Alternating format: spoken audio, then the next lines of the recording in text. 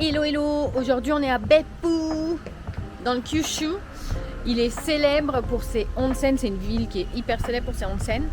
Du coup on a pris un petit hôtel super sympa, un ryokan. On regardera ça plus tard. Je vous ferai une petite visite. Mais en attendant, on va aller visiter les enfers de Beppu, qui est l'endroit le plus célèbre à Beppu, of course. On va se dépêcher d'aller aux enfers parce qu'ils ont dit vous ne devez pas être en retard pour le repas, sinon vous mangez pas. C'est comme ça dans les ryokans. Donc je vous emmène avec moi, avec nous.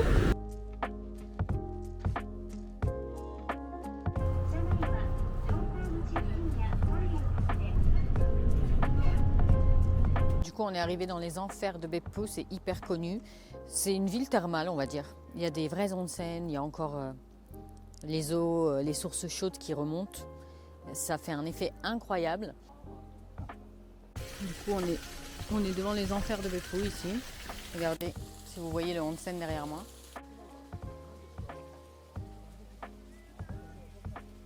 En fait, l'eau est à 78 degrés et elle est rouge comme ça parce que c'est de l'argile à l'intérieur. C'est pour ça que vous avez de la fumée qui sort comme ça. Si jamais vous mettez les pieds dedans ou vous tombez, c'est foutu pour vous. Je vous le dis tout de suite. Keep out, ils ont raison.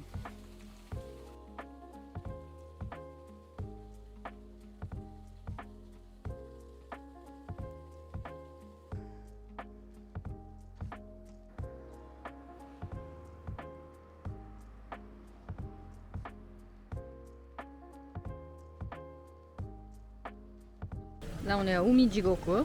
C'est très joli, il y a des nénuphars là. C'est magnifique. Keisuke est son chauffeur privé.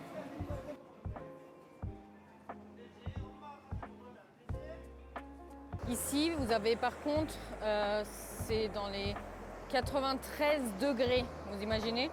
Vous tombez là-dedans, vous fondez instantanément, il n'y a rien à faire. Regardez-moi ça. L'eau est d'un bleu.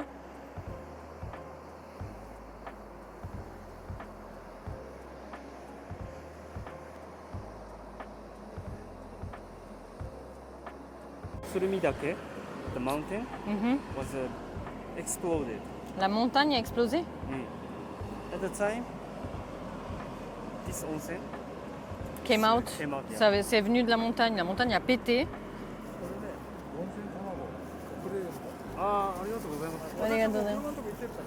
Il s'est fait offrir des onsen tamago ici. Ils sont chauds. Ça c'est service. Service.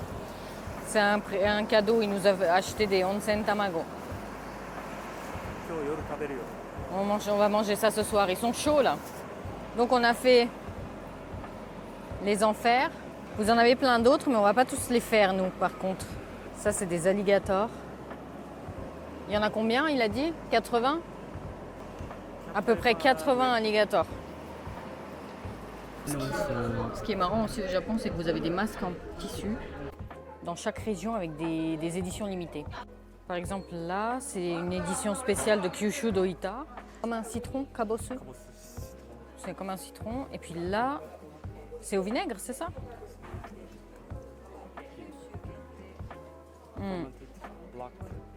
C'est au vinaigre noir fermenté. D'habitude, je les prends, mais là, il est à 1700 yens, c'est un peu cher. Ces petits jimbei ici.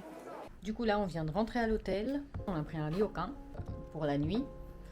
On a une super vue. On peut aller faire le bain et on a aussi un bain privé, je vais vous montrer. La chambre avec les futons. Et la cabine de bain privé. Alors il a dit que le bain fait 50 degrés. C'est de l'eau de onsen, de l'eau thermale pure. Autant vous dire que je ne vais pas rentrer dans 50 degrés, il va falloir que je la refroidisse. En fait, si vous regardez tout droit là-bas, vous avez l'île de Shikoku. On est le plus proche de l'île de Shikoku. On se prépare pour aller prendre un bain dans le Kazokuburo. Vous avez les onsen donc pour femmes et les onsen pour hommes. Mais le Kazokuburo, comme son nom l'indique, Kazoku c'est famille, vous pouvez prendre le bain en famille. Donc vous privatisez, c'est-à-dire que vous mettez c'est occupé, rentrez pas. Personne ne rentre et du coup je peux y aller avec Keisuke. Donc c'est plutôt plus convivial et plus sympa que d'aller toute seule me faire reluquer par des inconnus. Ouais, parce que faut savoir que je suis pas une super fan des onsen personnellement. C'est pas trop mon truc, je vais pas souvent. À part dans les trucs Rotemburo privé ou les Kazokuburo. Voilà, c'est dit.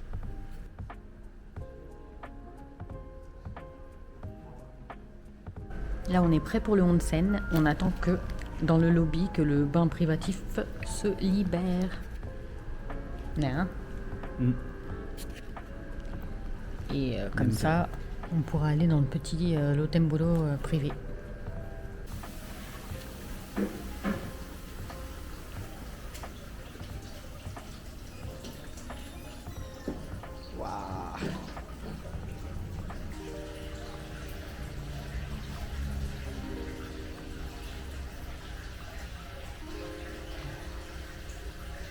Là, vous voyez, toute la partie blanche et les minéraux, c'est de l'eau thermale pure. Après, bien sûr, elle est traitée pour enlever toutes les saletés comme la boue, etc. Mais c'est vraiment super bon pour la santé.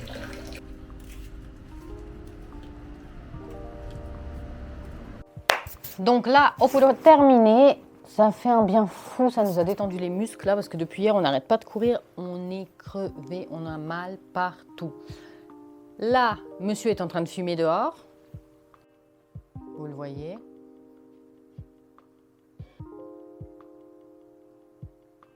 Donc là, on se détend un petit peu dans la chambre et après, en fait, vous avez deux possibilités. Soit vous demandez à ce qu'on vous ramène le repas dans votre chambre entre 18h et 18h30. Il faut vraiment avoir 70 ans pour vouloir manger à cette heure-là, mais soit. C'est imposé, hein, vous n'avez pas le choix.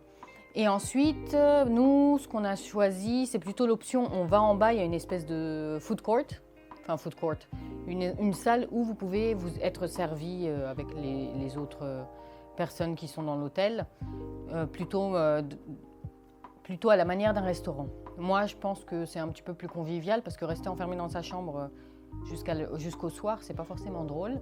Donc ce qu'on va faire, c'est que on va descendre manger là-bas. Après, on a repéré où est le combini pour aller prendre des snacks pour le soir. On se fera un petit Rotemburo, le bain privatif, dans la chambre. Et demain matin, c'est reparti pour de nouvelles aventures. Donc là, on est aux entrées de sashimi, bien sûr. Yes, vous voyez. C'est de la peau de fugu, de ce qu'elle nous a dit.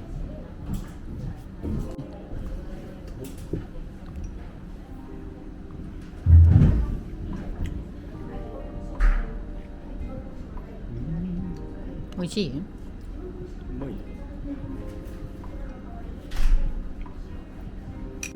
C'est du homard. Regardez-moi cette merveille. À la vapeur. Yeah. J'adore parce que c'est vachement intime ici. Vous voyez, il y a des petits rideaux. Du coup, vous êtes à une table au resto, mais c'est quand même privé. Vous voyez derrière Keisuke, ça reste très intime. Itadakimasu ne. Il est en train de manger du katsuo. On continue avec le steak et le saumon. On a la totale là. La petite soupe miso rouge. Wow, c'est parti. Oita gyu. C'est du bœuf d'Oita.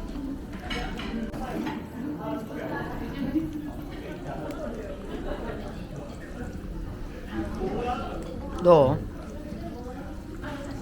Wow. Ça fond dans la bouche.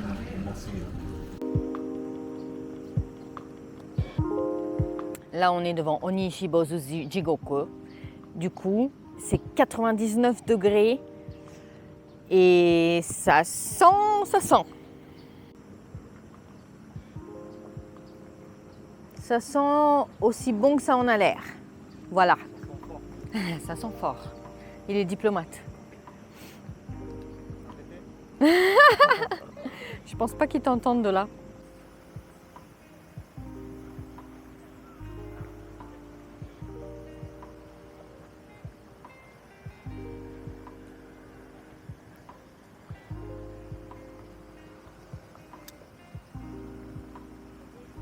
maintenant on est à l'aéroport d'Oita.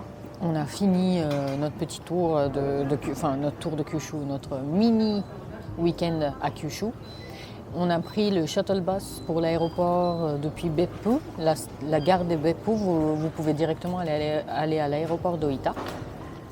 Et comme j'adore, j'ai un problème avec les omiyage, moi je suis une vraie cliente. J'ai pris tout un tas d'omiyage pour la belle famille et pour moi aussi pour goûter. En fait, il faut savoir qu'à Kyushu, à Oita, ils cultivent des espèces de mandarines qui s'appellent des kabosu, qui sont de la famille des mandarines et vertes. Vous trouvez plein de produits à offrir à base de cette mandarine. Donc par exemple, j'ai acheté du kabosu confit. Là, vous avez du thé aux haricots noirs kinako. C'est du hojicha. Ça, c'est Keisuke qui a trouvé, il voulait goûter. On a ramené pour son frère, on a acheté ça. C'est du gombo udon, vous vous souvenez, on vous a montré à Fukuoka, on en a mangé. Là, c'est la version instantanée. Vous n'en trouvez pas chez nous, c'est vraiment une exclusivité de Fukuoka. Là, j'ai trouvé ça super original. C'est du café, du drip, vous savez, en sac, au kabosu, du coup, à l'espèce de mandarine d'ici. Donc j'en ai pris pour voir ce que ça donne, ça va être marrant. Et pour finir, on a trouvé ça cool. Là, vous avez tout un pack de ramen exclusif de Kyushu, n'est-ce pas? Umagacha. Umagachan.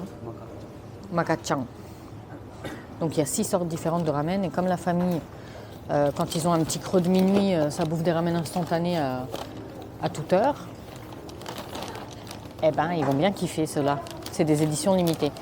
Les Japonais adorent les omiyage et moi j'adore acheter des omiyage, du coup, parfait. Donc cette vidéo se termine ici. Je vous laisse depuis l'aéroport d'Oita. Si vous voulez plus de contenu, là on a fini avec Kyushu. N'hésitez pas à vous abonner, à liker et on se voit la prochaine fois.